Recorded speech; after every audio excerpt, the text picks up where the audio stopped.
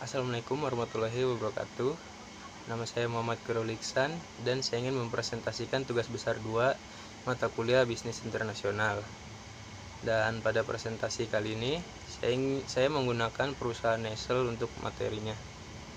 Nah, yang pertama saya ingin membahas latar belakang dari perusahaan Nestle itu sendiri. Nestle pertama kali didirikan pada tahun 1866 di Vevey, Swiss. Nah, pendirinya adalah Henry Nestle, yaitu seorang ahli gizi berkebangsaan Jerman. Hal yang melatar belakangi Henry Nestle dalam membuat Nestle ini adalah karena banyaknya bayi yang meninggal dunia sebelum usia mereka mencapai 1 tahun pada saat itu. Hal ini dikarenakan para ibu yang tidak dapat menyusui sendiri bayinya. Dan terlebih lagi, saat itu teman Henry Nestle menghampiri dirinya untuk menyelamatkan bayi prematur. Henry Nestle kemudian membawa bayi itu ke rumahnya dan memberikan makanan berupa paduan dari roti, susu, dan gula. Kondisi bayi tersebut pun berangsur pulih dari hari ke hari. Dan penemuan ini pun memberikan kabar gembira dan langsung tersebar luas. Ferinletse Nestle menjadi makanan pendamping ASI sekaligus makanan penambah gizi yang berhasil menekan angka kematian bayi. Sejak saat itu, Nestle menjadi perusahaan produsen makanan yang mendapat kepercayaan dari masyarakat. Selanjutnya adalah penerapan strategi global di perusahaan Nestle. Sebagai perusahaan produksi makanan terbesar di dunia, Nestle memusatkan perhatiannya untuk meningkatkan gizi, kesehatan, keafiatan dari konsumen itu. Nestle mencoba memberikan dan memfasilitasi yang terbaik untuk kehidupan masyarakat melalui cara hidup mereka di dunia dengan memenuhi kebutuhan konsumen dan memberikan solusi. Di sini Nestle memberikan kontribusi pada kualitas kehidupan yang lebih baik, yaitu melalui strategi restructuring. Perusahaan Nestle mencari perusahaan yang tidak maju atau underdeveloped atau sedang sakit, atau bisa disebut juga sedang menghadapi kesulitan akibat perubahan lingkungan bisnis yang tidak dapat diatasi. Nah, perusahaan induk Nestle melakukan intervensi dengan mengubah tim manajemen, mengubah strategi bisnis, memasukkan infuse teknologi baru, atau menjual unit-unit yang tidak efisien atau tidak terkait langsung dengan kompetensi inti untuk bisnis terkait. Nah, dalam transferring skill terjadi sinergi dan proses aktif untuk mengubah strategi atau operasional unit bisnis. Berikutnya ada manajemen marketing internasional di perusahaan Nestle.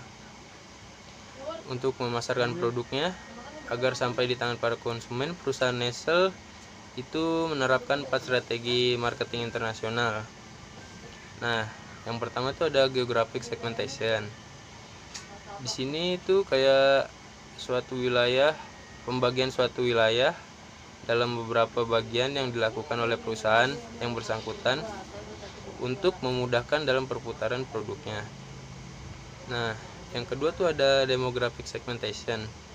Di sini tuh demographic segmentation adalah strategi pemasaran yang erat kaitannya dengan penduduk yang ada di suatu negara.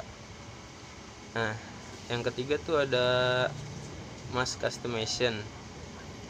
Di sini tuh strategi mass customization ini merupakan strategi pembuatan produk dan jasa yang semakin unik secara cepat dan murah. Lalu ada location strategi, yaitu keputusan lokasi. Berikutnya ada manajemen rantai pasok di perusahaan Nestle. Manajemen rantai pasok atau dalam istilah asingnya supply chain management merupakan suatu pendekatan pengelolaan kegiatan-kegiatan dalam rangka memperoleh bahan mentah atau proses pembudidayaan, mentransformasikan bahan mentah tersebut dan mengirimkan produk tersebut ke konsumen oleh pencari, pengumpul, dan pengecer melalui sistem distribusi. Di sini pakar supply chain atau rantai pasok di Nestle menjalankan peran penting untuk memastikan pelanggan dan konsumen mendapatkan produk berkualitas. Untuk mencapai hal ini, Nestle berkolaborasi dengan tim komersial untuk mengembangkan perkiraan permintaan dan juga dengan pemasok di seluruh dunia untuk memastikan ketersediaan bahan baku yang terjamin. Lalu yang berikutnya ada manajemen sumber daya internasional di perusahaan Nestle. Di PT Nestle sendiri selalu melakukan open recruitment yang berbeda di setiap cabang-cabangnya. Perusahaan memprioritaskan orang-orang asli yang tinggal di negara tersebut. Hal ini agar mendapatkan sumber daya manusia yang cocok dengan budaya perusahaan yang berlaku di negara tersebut. Tetapi perusahaan juga selalu mendatangkan tenaga ahli yang berasal dari negara yang berbeda. Karena hal ini disebabkan sumber daya manusia tiap negara itu memiliki perbedaan. Jadi kesimpulannya, sebagai perusahaan produksi makanan terbesar di dunia, Nestle memusatkan perhatiannya untuk meningkatkan gizi, kesehatan daripada konsumennya. Nah, Nestle mencoba memberikan dan memfasilitasi yang terbaik untuk kehidupan masyarakat melalui cara hidup mereka di dunia dengan memenuhi kebutuhan dan memberikan solusi. Nestle sendiri memberikan kontribusi pada kualitas kehidupan yang lebih baik. Nah, dan untuk mencapai tujuannya dalam meningkatkan gizi orang-orang di seluruh dunia, Nestle memiliki strategi manajemen marketing internasional dan manajemen rantai pasok yang sangat baik.